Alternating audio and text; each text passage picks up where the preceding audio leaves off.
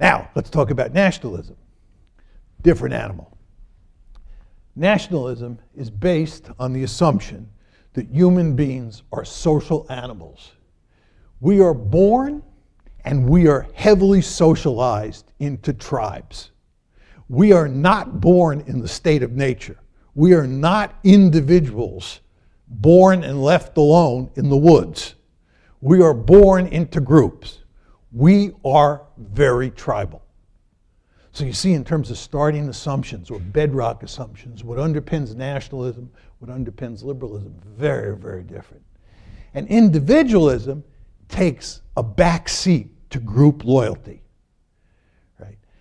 Somebody around the world kills an American. ISIS kills an American. It's fundamentally different than killing a Saudi or killing a Brit, because you're killing one of us. This is the tribe, right? You're an American. Americans look out for other Americans. We're social animals from the get-go. And aside from the family, the most important group, remember I said that you're born into and heavily socialized into particular groups.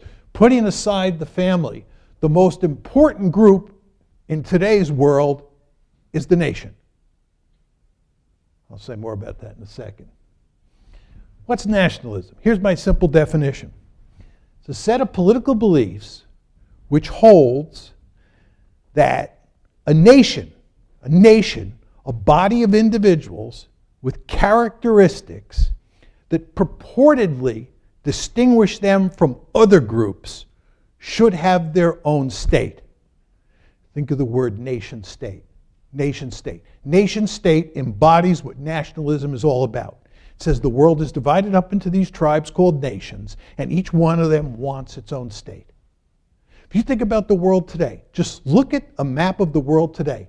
It is completely covered with nation states. Nothing but nation states. If you went back to 1450 and you looked at a map of Europe, there isn't even a single state on that map.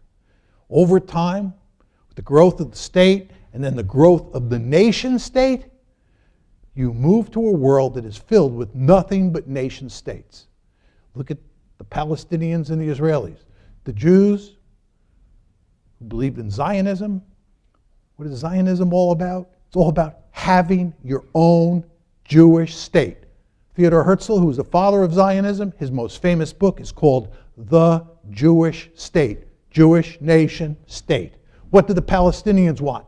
Two-state solution? Palestinians want their own state. Palestinians are a nation, they want their own state. The planet is filled with nations, many of which have their own state, almost all of which want their own state. Nation state. Right? That's what nationalism is all about. Take it a step further.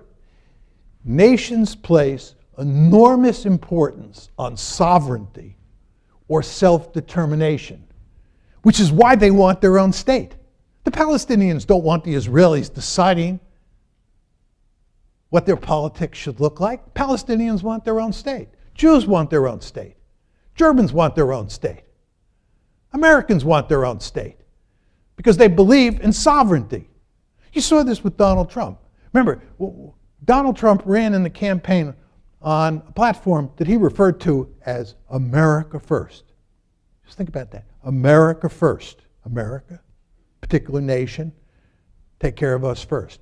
And he has made it very clear that he does not want anybody interfering in our sovereignty. And he was saying yesterday he doesn't think we should be interfering in the sovereignty of other countries. Right? That's recognition of the power of nationalism. Right? So nations want their own state. And then once you get nation states, they place enormous importance on sovereignty or self-determination. Who are these Russians to be interfering in our elections? The United States is a sovereign country. No country like Russia, or any other country for that matter, has the right to interfere in our elections. It's the basic argument here. That's what nationalism is really all about. Okay, so you get a feel for the difference between liberalism and nationalism. Liberalism focuses on the individual, and therefore, because it emphasizes individual rights, which everybody has a universalistic dimension. Nationalism is particularistic at the core. fundamentally different.